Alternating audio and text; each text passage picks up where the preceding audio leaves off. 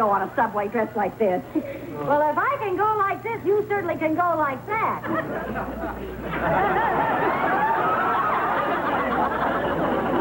Madam, did you stop this train by pulling that handle?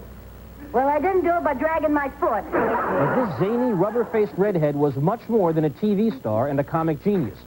She was a television pioneer and a brilliant executive who helped revolutionize the business of television. I love Lucy and she loves me. We're as happy as two can be. Sometimes we quarrel, but then how we love making up again. Tonight, the art and the impact of Lucille Ball. We'll talk with two of her show business contemporaries, Jerry Lewis and Sid Caesar. This is ABC News Nightline. Substituting for Ted Koppel and reporting from New York, Jeff Greenfield.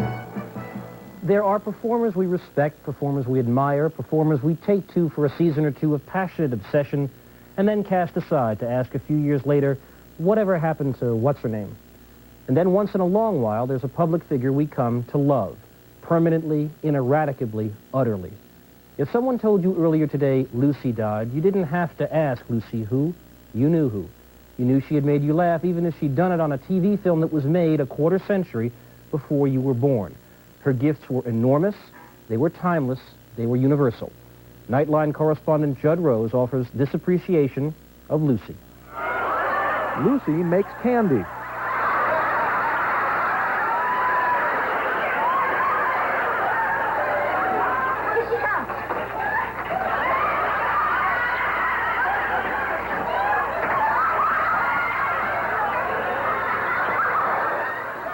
Lucy makes wine.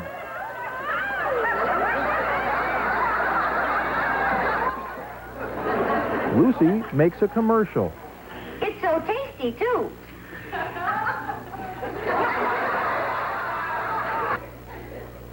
It's so tasty, too.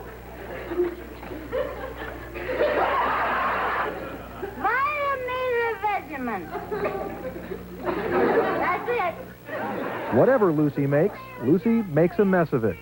We've seen these moments so often, it's as if we've lived them ourselves. We smile because they're familiar, and we laugh because, after all these years, they're still surprisingly funny. We have loved Lucy since we, and television, were young.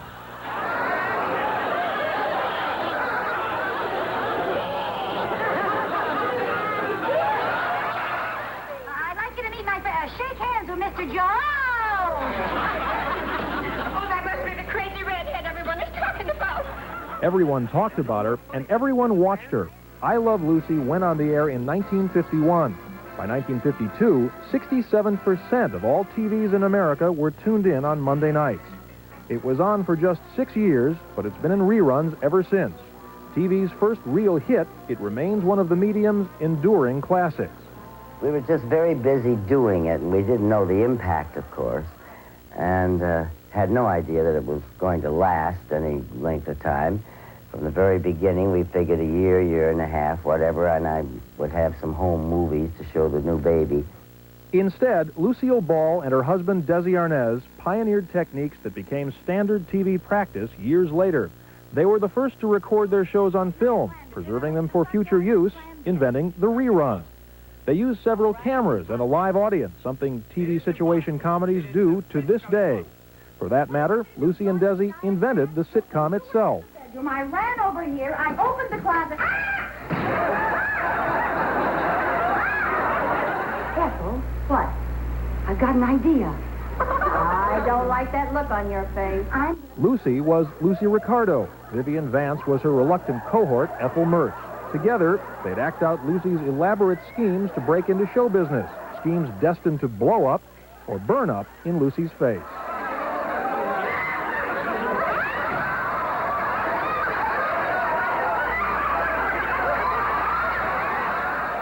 Every week, Lucy would get in over her red head and go, "Ooh."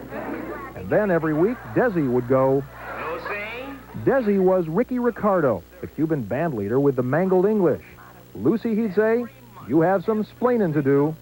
It was silly, but sublime. Lucy's red mop and rubber face were the tools of a consummate clown, a virtuoso of slapstick, and in one memorable episode, pantomime.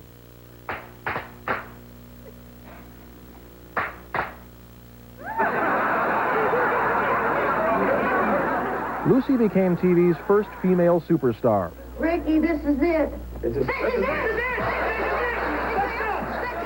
So popular were Lucy and Desi that when they had a baby in real life and did the same on screen, the birth of Little Ricky became the most watched TV episode ever, seen by an astounding 92% of the audience.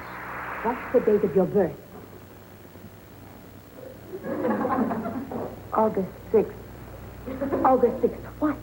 August 6th, period. In fact, it was August 6, 1911, the day America's favorite redhead was born, a brunette. She flunked her first drama class, and her teacher called her a no-talent. But Lucille Ball wanted to be a star. She tried her luck as a Broadway chorus girl, then as a model, and finally a bit player in dozens of movies, most of them forgettable.